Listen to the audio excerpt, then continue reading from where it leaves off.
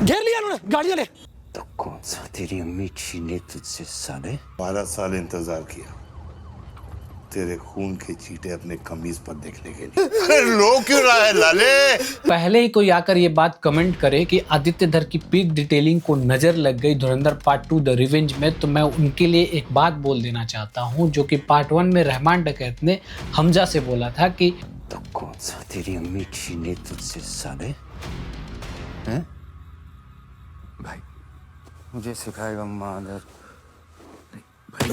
एक सीन के लिए भर भर के इंटरनेट पे ट्रोल किए जा रहे हो और ये मीम बना रहे हो कि आदित्य धर की पीक डिटेलिंग को नजर लग गई किसी को। फिल्म की पूरी कहानी रियल स्टोरी पर ही बेस्ड है, बट इसको काल्पनिक बताया गया है। बट मुझे नहीं लगता है, कुछ इंसिडेंट्स और जो सीन लिया गया है फिल्म में वो मैं तुम लोगों को बताने वाला हूँ जो कि एक्चुअल में वैसा ही हुआ है। धुरंधर पार्ट 2 द रिवेंज की स्टार्टिंग में हम लोग देखते हैं अरशद पप्पू और उजैर बलोच के गैंग के बीच में जो बार होता है और वहाँ पे चौधरी असलम का जो सीन है, एक रिपोर्टर रिपोर्टिंग कर रहा होता है और उसको चौधरी असलम गाली देते हैं, जो कि ये सीन एक्चुअल रियल लाइफ में हुआ है। जब अरशद पप्पू और उजैर बलूच के गैंग के बीच में वॉर हुआ था उस समय जब एक रिपोर्टर रिपोर्टिंग कर रहा था, जिसका वीडियो यूट्यूब पर भी अवेलेबल है, जो कि तुम देख सकते हो कि सेम टू सेम डिट्टो इसको आदित्य धर ने रेफरेंस देकर इसको कॉपी करके ही बनाया गया, क्योंकि ओरिजिनल जब फुटेज हमारे पास अवेलेबल है तो इसको हम कॉपी ही बोल सकते हैं। घेर लिया उन्होंने गाड़ियां ले।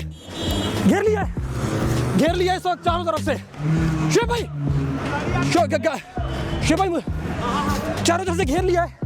ऐसा मीडिया, एम्बुलेंसेस और पुलिस सब लोग बैक हो रहे हैं। उजैर बलोच जब पाकिस्तान छोड़कर दुबई भाग जाता है और वहां पे दुबई लैंड होते ही वहां का इंटरपोल उसे अरेस्ट कर लेती है जस्ट बिकॉज ऑफ उसके फेक नाम की वजह से। अरेस्ट करने के बाद उसे 2 साल तक रखती है और 2016 में उसे फिर से डिपोर्ट कर देती है पाकिस्तान, जहां पे पाकिस्तान आर्मी उसे फिर से अरेस्ट कर लेती है और उस पर आरोप लगता है कि स्पाई है। उसके बाद फिल्म के एंड में उसके साथ क्या हुआ है वो हमसे छुपा नहीं है और मीम भी भर भर के चल रहा है कि उजैर बलोच और मेरी किस्मत। उजैर बलोच अभी भी स्टिल जिंदा है तो इसलिए उसे फिल्म में भी नहीं मारा गया है। हमजा मेजर इकबाल को एलिमिनेट करने के बाद अपने आप को आईएसआई को सरेंडर कर देता है और आईएसआई को सरेंडर करने के बाद जैसे उस पे अजय सैनियाल जो भी डील करते हैं, उसके बाद उसे इंडिया जब डिपोर्ट किया जाता है वहाँ पे जमील जमाली का जो कैरेक्टर रिवील होता है, भाई साहब सबसे बड़ा ट्विस्ट बोला जा रहा है अभी इंटरनेट पे।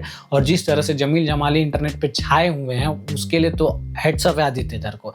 और वहां से आने के बाद हमजा अपनी रियल आइडेंटिटी जसकीरत सिंह रागी को एक्सेप्ट करता है और वो घर की तरफ निकल जाता है। और वो घर पे तो जाता है लेकिन अपनी फैमिली से मिलता है या नहीं मिलता है इस चीज को हमें फिल्म में नहीं दिखाया गया है, लेकिन इसका कंक्लूजन हमें फिल्म में पता चलता है एक लास्ट लाइन में, बलिदान परमो धर्म। और वो लाइन बहुत ही बड़ा डीप मीनिंग है जो कि एक आर्मी का स्लोगन है। अगर जसकीरत अपनी फैमिली से मिलता तब भी कोई दिक्कत नहीं होती, बट उसके साथ बहुत सारे प्रॉब्लम्स आ सकते थे, बहुत सारे सवाल उठ सकते थे और शायद उसकी जो आइडेंटिटी है वो भी रिवील हो सकती थी, जिसकी वजह से हमजा के साथ साथ उसके परिवार भी फंस सकते थे। तो वहां पे हमजा अपनी फैमिली से नहीं मिलता है और वो चीजों को जिस तरह से आदित्य धर ने खूबसूरती से दिखाया है वो बहुत ज्यादा ही इमोशनली आपको कनेक्ट करती है। और एक आर्मी लाइफ या फिर रॉ एजेंट की क्या लाइफ है उनके लिए जो ट्रिब्यूट दिया आदित्य धर ने, इससे बेस्ट ट्रिब्यूट मेरे हिसाब से तो कुछ नहीं हो सकता है। हमजा की फैमिली वो मूव ऑन कर चुकी है, हमजा को भूल चुकी है, वो चीजें एक्सेप्ट कर चुकी है और जसकीरत के पास बहुत बड़ी जिम्मेदारी है जो कि देश की जिम्मेदारी है। और वहां पे जसकीरत अपनी आइडेंटिटी को खुद से बलिदान कर देता है देश के लिए। फिल्म का लास्ट सीक्वेंस जहां पे मेजर इकबाल और हमजा के बीच का जो फाइट सीन था वहां पे मेजर इकबाल बहुत सारे डायलॉग्स बोलता है। एक्चुअली में जो लाइंस बोला है वो तो मैं नहीं बता सकता हूँ, लेकिन थोड़ा सा हिंट दे सकता हूँ। कलमा पढ़वाऊंगा एंड ऑल थिंग जो लाइन बोलता है वहां पे एक्चुअली में वो रेफर था पहलगाम अटैक का, जो चीजें हम लोगों ने फिलहाल में देखा और उस चीज को वहां पे पास आउट करता है। वो चीज रियल में हुआ इंसिडेंट है। उसके बाद जो इंडिया ने पाकिस्तान के साथ जो किया है वो चीजें तो कहीं से छुपी नहीं है और 2025 की मोस्ट सर्चेबल चीज थी ऑपरेशन सिंदूर। फिल्म का मोस्ट अंडररेटेड कैरेक्टर पिंडा,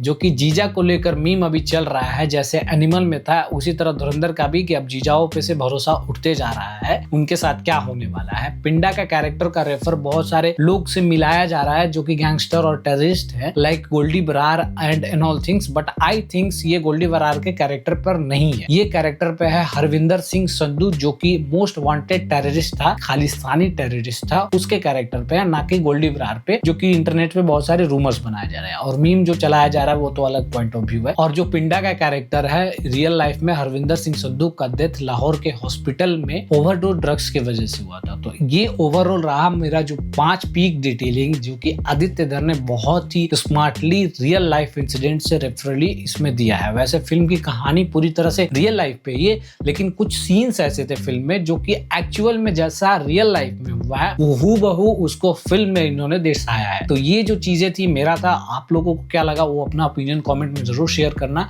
और चैनल पर नए हो तो चैनल को सब्सक्राइब कर लेना और ऐसी खबरों के लिए चैनल पर बने रहना।